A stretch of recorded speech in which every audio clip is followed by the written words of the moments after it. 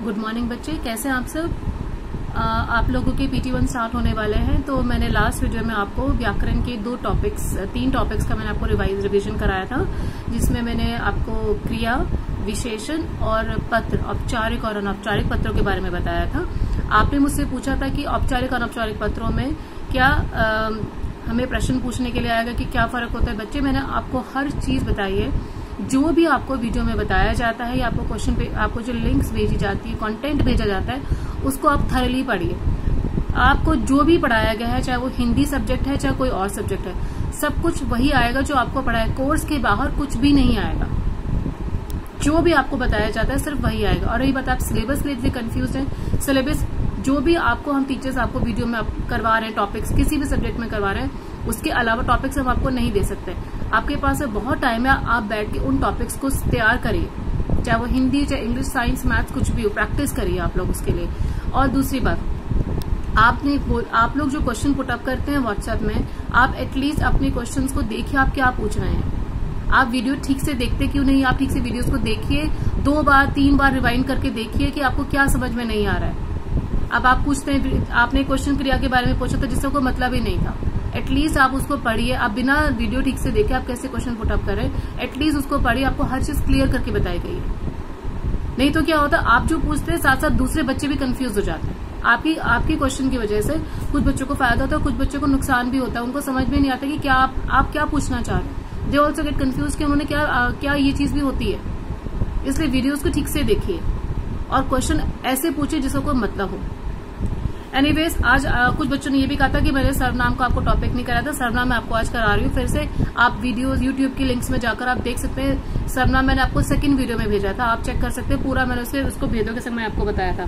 फिर भी मैं आपको फिर से उसका आपको इसका रिविजन करा देती हूँ। सर्वनाम क्या शब्द होते हैं बच्चों? सर्वनाम वे शब्द होते हैं जो कि संज्ञा के स्थान पर हम प्रयोग में लेकर आते हैं। संज्ञा क्या होती है? नाम शब्द होती है। नाम शब्दों की जगह पे जब हम दूसरे शब्द प्रयोग करते हैं, जैसे मैं, तुम, आप, उनका, हमारा, तुम्हारा, ये सारे शब्द हमारे कहलाते हैं सर्वनाम। यानी कि वे शब्द जो संज्ञा के स्थान पर प्रयोग किए जाते हैं वे कहलाते हैं सर्वनाम। सर्वनाम के 6 भेद होते हैं। पहला भेद होता है पुरुषवाचक सर्वनाम। पुरुषवाचक सर्वनाम का मतलब होता है वे सर्वनाम शब्द जो कि बोलने वाले, सुनने वाले और जिसके बारे में बात की जा रही है उनके बारे में जो शब्द होते हैं। जैसे कि बोलने वाली मैं, सुनने वाले आप, और यदि मैं किसी तीसरे व्यक्ति के बारे में बात कर रही हूँ तो वे। जैसे मैं आपको एक उदाहरण देती हूँ, मैंने आपसे कहा कि उनको बुलाओ। मैं बोलने वाली, आप सुनने वाले, उनको तीसरा जिनके बारे में हमने बोला है। तो पुरुषवाचक सर्वनाम ये होता है। इसके 3 रूप होते हैं, उत्तम पुरुष, मध्यम पुरुष और अन्य पुरुष। उत्तम पुरुष होता है बोलने वाला, जैसे कि मैं बोल रही हूँ। मध्यम पुरुष जिससे मैं बात कर, जैसे कि आप लोग, आप। तीसरा होता है अन्य पुरुष, जिसके बारे में बात की जा रही है, वो हमारा कहलाता है अन्य पुरुष। तो मैं, तुम और वे, ये हमारे पुरुषवाचक सर्वनाम के उदाहरण है। उसके बाद में हमारा आता है निश्चयवाचक सर्वनाम। निश्चयवाचक सर्वनाम का मतलब होता है ऐसे सर्वनाम शब्द जो कि किसी पास या दूर की चीज के बारे में निश्चित रूप से कंफर्म तरीके से हमको बताते हैं। जैसे कि यह मेरी साइकिल है, वह राम का विद्यालय है। इन्हीं वाक्यों में वह और यह, ये दोनों शब्द हमारे सर्वनाम शब्द हैं जो कि निश्चयवाचक सर्वनाम है, जो कंफर्म बताते हैं कि हाँ ये चीज मेरी है। ये हमारे कहलाते हैं निश्चयवाचक सर्वनाम। जैसे कि यह, वह, ये, वे, ये सारे शब्द हमारे निश्चयवाचक सर्वनाम के अंतर्गत आते हैं। इसका उदाहरण कह सकते हैं, यह मेरा बस्ता है, वह मोहन का भाई है, ये सब मेरे स्कूल में पढ़ते हैं, ये वे मुग्धा के मित्र हैं। तो इन सब में ये, वे, वह, मेरा, ये सब आपके निश्चयवाचक सर्वनाम कहलाएंगे। तीसरा हमारा आता है अनिश्चयवाचक सर्वनाम। अनिश्चयवाचक सर्वनाम का मतलब होता है जहाँ पे हम लोग को कंफर्म नहीं होता कि हम लोग किसी चीज के बारे में ये चीज हमारी है या ये चीज है या नहीं। जैसे कि कोई, कुछ, जिसमें हम लोग को एक तरह से कंफ्यूजन रहता है, हम लोग उसमें हम लोग को पता नहीं होता कि ये चीज है कि नहीं। जैसे कि उदाहरण के लिए हम लोग बोल सकते हैं, दरवाजे पर कोई खड़ा है, दाल में कुछ गिर गया है। तो कोई और कुछ, ये दोनों शब्द हमें बताते हैं कि हमें नहीं मालूम किस चीज के बारे में बात की जा रही है। तो कोई और कुछ शब्द दोनों हमारे अनिश्चयवाचक सर्वनाम में आते हैं। चौथा हमारा आता है संबंधवाचक सर्वनाम। संबंधवाचक सर्वनाम वे सर्वनाम शब्द होते हैं, मतलब संबंधवाचक सर्वनाम में 2 सर्वनाम शब्द आपके एक वाक्य के अंदर आएंगे और पहला सर्वनाम शब्द दूसरे सर्वनाम शब्द के साथ में संबंध स्थापित करता है। जैसे कि जैसा, वैसा, जो करेगा सो भरेगा, तो जो और सो, या फिर आप बोल सकते हैं जिन्होंने काम किया उन्हें फल मिलेगा। तो जिन्होंने और उन्हें, ये दोनों संबंध बता रहे हैं एक दूसरे के साथ में, तो ये हमारे कहलाएंगे संबंधवाचक सर्वनाम, जिसमें कि दोनों शब्द जो है सर्वनाम शब्द एक दूसरे पर निर्भर है, एक दूसरे की तरफ इशारा करते हैं। पांचवा हमारा होता है प्रश्नवाचक सर्वनाम। प्रश्नवाचक सर्वनाम अपने आप में बिल्कुल क्लियर है बच्चों, बिल्कुल साफ है। जब कोई प्रश्न पूछना है कौन, क्या, ये हमारे होते हैं प्रश्नवाचक सर्वनाम। जैसे कि क्या पढ़ा जा रहा है, किसे पढ़ना है, तुम किससे बात कर रहे हो, तो क्या, किसने, किससे, कौन, ये सारे शब्द सब हमारे प्रश्नवाचक सर्वनाम में आते हैं, जिसमें कि हम लोग प्रश्न पूछते हैं। ये सर्वनाम शब्द हमारे प्रश्न, जैसे कि मैंने आपको फिर से बता देती हूँ, क्या, कौन, किसने, किसे, किससे, ये सब हमारे प्रश्नवाचक सर्वनाम शब्द कहलाते हैं। इसके बाद में हमारा आता है निजवाचक सर्वनाम। निजवाचक सर्वनाम क्या होता है बच्चे? निज का मतलब होता है मैं, स्वयं, खुद। निज का मतलब होता है मैं खुद अपने लिए में बात करती हूँ। जैसे कि तुम खुद वहां चले जाओ, इसमें खुद शब्द जो है ये एक निजवाचक सर्वनाम है। या फिर मैं अपना काम स्वयं कर लूंगी, या मैं अपना काम अपने आप कर लूंगी, तो इसमें स्वयं और अपने आप, ये दोनों शब्द हमारे निजवाचक सर्वनाम है, जो कि मेरे अपने बारे में मुझको बता रहे हैं। इसके लिए हम कह सकते हैं जो सर्वनाम वाक्य के कर्ता के साथ अपनेपन का बोध दिखाता है, यानी कि जब मैं अपनेपन के साथ में कोई चीज कहती हूँ, अपने लिए कहती हूँ, वो हमारे कहलाते हैं निजवाचक सर्वनाम। जैसे कि हम लोग इसमें बोल सकते हैं तुम खुद वहां चले जाओ, उसने अपना कार्य खुद से कर लिया, वह स्वयं चला जाएगा, उसने सीढ़ी अपने आप से चढ़ ली। तो इन तीनों वाक्यों में अपने आप, खुद, स्वयं, ये तीनों शब्द आपके निजवाचक सर्वनाम में आते हैं। तो ये हमारा हो गया सर्वनाम का एक हमारा रिवीजन, जिसमें मैंने आपको बता दिया सर्वनाम वे शब्द होते हैं जो कि संज्ञा के स्थान पे प्रयोग में लाए जाते हैं। इसके 6 भेद हैं। सबसे पहला है हम लोगों का पुरुषवाचक सर्वनाम। पुरुषवाचक सर्वनाम के 3 रूप हैं। पहला है आपका उत्तम पुरुष, जिसमें कि बोलने वाला होता है, मध्यम पुरुष जिसमें कि सुनने वाला होता है, अन्य पुरुष जिसके बारे में बात की जा रही होती है। दूसरा हमारा होता है निश्चयवाचक सर्वनाम, जिसमें कि निश्चित होकर हम किसी चीज के बारे में बताते हैं, वो हमारा कहलाता है निश्चयवाचक सर्वनाम। किसी दूर या पास चीज के बारे में हम लोग निश्चित रूप से बताते हैं, वह होता है निश्चयवाचक सर्वनाम। यह, वह, ये, वे सब हमारे निश्चयवाचक हैं। उसके बाद में अनिश्चयवाचक, जिसमें कि हम लोग संकेत करते हैं लेकिन हमें पता नहीं होता वह चीज है कि नहीं। जैसे कि कोई, कुछ, ये सारे शब्द हमारे अनिश्चय, जिसमें कंफर्म नहीं होता, हम लोग श्योर नहीं होता, हम लोग को पक्का नहीं होता, वे हमारे कहलाते हैं अनिश्चयवाचक सर्वनाम। उसके बाद में चौथा हमारा भेद था संबंधवाचक सर्वनाम। संबंधवाचक सर्वनाम में क्या था बच्चों? जिसमें कि 2 सर्वनाम शब्द एक ही वाक्य में आते हैं और दोनों आपस में संबंध दिखाते हैं एक दूसरे के साथ में। जैसे कि जो, वो, जैसा, वैसा, जो करेगा वो भरेगा, जैसा बोओगे वैसा काटोगे। तो ये सारे दोनों शब्द जो, वो और जैसा और वैसा हमारे संबंधवाचक सर्वनाम में आते हैं, जो एक दूसरे के साथ में संबंध बताते हैं। 5वां हमारा होता है प्रश्नवाचक सर्वनाम।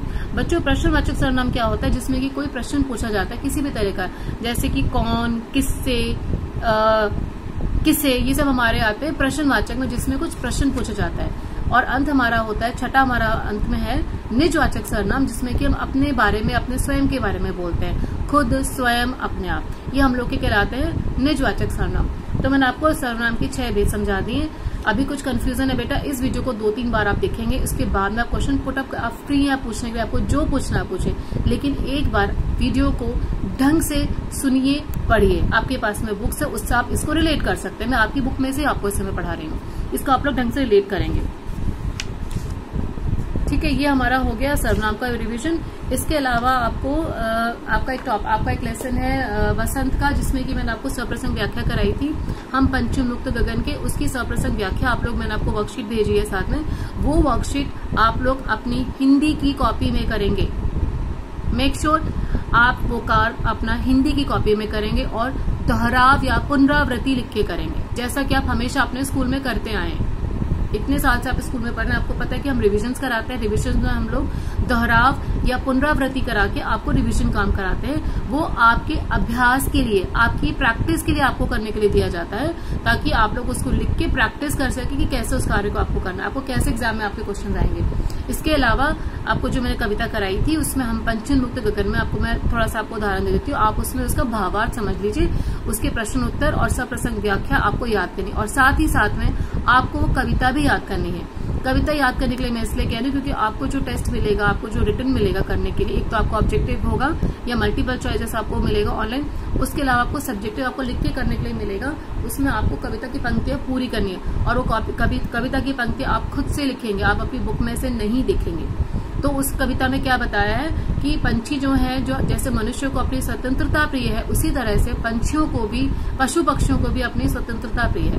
अगर आपको एक कमरे में बंद कर दिया जाए, आपको सब कुछ दिया जाए, अच्छा खाने को, पीने को, आपको सब कुछ दिया जाए, कुछ दिन आपको बहुत अच्छा लगेगा कि आपको कुछ नहीं करना पड़ा, बाहर नहीं जा रहे हो, आप आराम से बैठो। लेकिन एक समय के पश्चात आपका भी मन करेगा कि आप लोग घर से बाहर निकलें, लोगों से बात करें, खेले कूदे, अपनी मन मर्जी से जो आपको मन में करें। तो वो एक बंधन चाहे कितनी हम लोग को सुख सुविधा के साथ में मिले, वो हमें एक समय तक ही अच्छा लगता है, उसके बाद में हम लोग का मन भर जाता है। मनुष्य का स्वभाव ऐसा नहीं है, या पंछियों का या पशु पक्षियों का, जीवित प्राणियों का स्वभाव ऐसा नहीं है कि वे एक जगह बंध के रह सके। उन्हें स्वच्छंदता पसंद है, स्वतंत्रता पसंद है। तो पंछी यही कह रहे हैं कि हमें खुले आकाश में, उन्मुक्त आकाश में, खुले आकाश में उड़ने दो। उनको सोने के पिंजरे में नहीं रहना है, उनको चांदी की कटोरी में, सोने की कटोरी में, उसमें उनको मैदा नहीं खाना, उनको मुलायम नहीं खाना, उनको कड़वी निबोरी खाना पसंद है। उन्हें आकाश में जाकर तारों को, जो तारे उनको पकड़ने का, उनको अपने मुंह में लेने का मन करता है। बहती नदियां से वो पानी पीना चाहते हैं, वो कटोरी में रखा हुआ पानी नहीं पीना चाहते। वो अपने जो पिंजरे के अंदर जो झूला होता है उसमें नहीं झूलना है। वो जो टहनियां है, पेड़ों की सुंदर टहनियां होती है, मुलायम टहनियां, उन पर बैठकर उनके पत्तों पे खेलना चाहते हैं, उन पे झूलना चाहते हैं। उनको पिंजरे में न रह के अपने मुंह से बनाए, अपने तिनकों से बनाए हुए घोंसलों में रहना पसंद है। मतलब ये बताने की कोशिश की है कि पंछियों को अपनी स्वतंत्रता प्रिय है, जिस प्रकार मनुष्य को पसंद है, उसी प्रकार सभी जीव जंतुओं को स्वतंत्रता पसंद है। और स्वतंत्रता एक ऐसा भाव है, जब भी कभी आप किसी के मित्र बनते हैं तो उसको स्वतंत्र छोड़ देना चाहिए, उसको अपने बंधन में नहीं बांधना चाहिए। तो स्वतंत्रता यही होती है। तो इस कविता में आपको यही समझाने की कोशिश करी कवि ने कि आपको किस तरह से स्वतंत्रता का, अपने संग संग दूसरे की स्वतंत्रता का भी मान रखना चाहिए। तो ये कविता मैंने आपको समझाई, इसका ये भावार्थ है, इसकी व्याख्या सब कुछ मैंने आपको एक पहले वीडियो में भेजी हुई है। आप उस कविता को फिर से, उस वीडियो को फिर से देखेंगे। और यहाँ पर मैंने आपको रिवीजन कराया। इसके भी रिवीजन के लिए मैंने आपको वर्कशीट जो भेजी है, आपको जो PT1 का जो आपको एक वर्कशीट मिलेगी, वो आप अपनी हिंदी कॉपी में करेंगे। अभी जो रिवीजन इसके साथ मिलेगा वो आप दोहराव करके करेंगे। और जो आपको PT1 का टेस्ट मिलेगा, आपको सब्जेक्टिव जो टेस्ट मिलेगा करने के लिए, वो आप अपनी हिंदी कॉपी में PT1 यानी कि प्रथम त्रैमासिक परीक्षा लिख के अपनी कॉपी के अंदर करेंगे।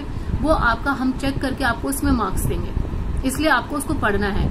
आपको दोनों वर्कशीट जो आपको अभी इस वीडियो के साथ में लिंक में मिलेगी, और आपको जो PT1 का जो आपको टेस्ट मिलेगा, पेपर मिलेगा, आपको वर्कशीट मिलेगी, दोनों काम आपको अपनी हिंदी कॉपी में करना है। अभी कोई कंफ्यूजन तो नहीं है आपको जो भी करना है हिंदी कॉपी में करना है और कहीं नहीं करना है। और उसको रिवीजन को रिवीजन की तरह से करेंगे, टेस्ट को आप टेस्ट की तरह से करेंगे। पत्र जो आप पूछ रहे थे कि पत्र में हमें ये पूछेंगे, पत्रों में क्या अंतर है, औपचारिक अनौपचारिक, हाँ बच्चे ये प्रश्न आ सकता है। आप अपनी बुक्स में खोलिए, आपकी बुक में मिलेगा। और मैंने आपको लिंक में भेजा भी है कि पत्रों में अनौपचारिक और औपचारिक पत्रों में क्या फर्क होता है। ये मैंने आपको लास्ट वीडियो में भी बताया था, अभी भी मैं बता रही हूँ कि ये प्रश्न आएगा, आ सकता है। पत्र लिखने के लिए आएगा, पत्रों में अंतर स्पष्ट करने के लिए आएगा, उसका रूपरेखा भी लिखने के लिए कुछ भी आ सकता है। जो भी आपको कंटेंट भेजा जाता है उसमें से कुछ भी आ सकता है, उसमें कोई कंफ्यूजन नहीं होना चाहिए। आपको उसके संग संग रिवीजन वर्कशीट्स मिल रही हैं और आपको सिलेबस भी मिल जाएगा। सिलेबस आपका वही है जो टीचर्स ने आपको वीडियो में कराया है। वो कोई भी सब्जेक्ट आप ले सकते हैं, उनमें से कम ही होके आ सकता है, अगर आएगा, ज्यादा नहीं आएगा। जब हमने आपको पढ़ाया ही नहीं है तो हम आपको कैसे ज्यादा दे सकते हैं। जो भी टॉपिक्स आपको कवर करवाए गए हैं कम, वो तो आएंगे ही, हो सकता है उससे हम टॉपिक कम दे दें, ज्यादा ना देकर। वर्कशीट्स पे नहीं जाएंगे आप लोग। वर्कशीट में जो आपको वीडियो में जो हम समझाते हैं वो आपके लिए मेन है, उनमें से ही आपको कुछ ना कुछ आएगा। जैसे कि मैं आपको संज्ञा की वर्कशीट का मैंने आपको कंटेंट भेजा, पर आपके पेपर में नहीं आना है वो, क्योंकि मैंने आपको उसको वीडियो नहीं बनाया, मैंने आपको समझाया नहीं है। आपको मैंने सिलेबस की फोटो खींच के भेजी, आप अपने व्हाट्सएप ग्रुप में चेक कर सकते हैं, ठीक है। इसके अलावा आपको कोई भी परेशानी है, कोई भी डाउट है, you are free to ask. आज फ्राइडे है, शाम को मैं आपको थोड़ी देर में मैसेज कर दूंगी कितने बजे आपके लिए विंडो खुला होगा। आप उस समय लिख सकते हैं अपने को जो भी दिक्कत है। और बच्चे एक बात और, आप लोग ऑडियो मैसेजेस नहीं भेजेंगे। आपको जो पूछना है आप लिखकर पूछेंगे। ऑडियो मैसेज व्हाट्सएप पे अलाउड नहीं है। अगर आप भेजेंगे इसके लिए आपको कोई रिप्लाई नहीं मिलेगा, हम लोग उसको नहीं डाउनलोड करेंगे। आप सिर्फ क्वेश्चंस लिख के भेजिए, हम आपको लिख के आंसर करेंगे। समझ में आया? और पूछने से पहले 2-3 बार पहले अपने चैप्टर्स को पढ़िए, अपने वीडियोस को पढ़िए, सुनिए और लिंक्स को देखिए प्रॉपर्ली, उनको ढंग से देखिए। उसके बाद आप क्वेश्चंस पुट अप कर सकते हैं, आप कुछ भी पूछ सकते हैं, लेकिन पहले अपने आप को क्लियर करिए कि आपको क्या पूछना है। Don't create a confusion for other students in the group. समझ में आया आपको? ठीक है। अब PT1 के लिए, अब आपको जो अगला PT1 के लिए आपको टेस्ट मिलेगा, आप उसके लिए आप देखते हैं, जैसे आप प्लान होगा हम आपको बता देंगे, जैसे आपको वेबसाइट पर आपको अपडेट हो जाएगा। Anyways, all the best for a PT1 test. सारे आपके सब्जेक्ट्स के लिए ठीक से पढ़िए। कुछ भी दिक्कत है आप लोग व्हाट्सएप पे पूछ सकते हैं, उससे पहले वीडियो को ठीक से देखिए और अपनी जो आपकी लिंक्स है उनको सॉल्व करिए। Okay, all the best.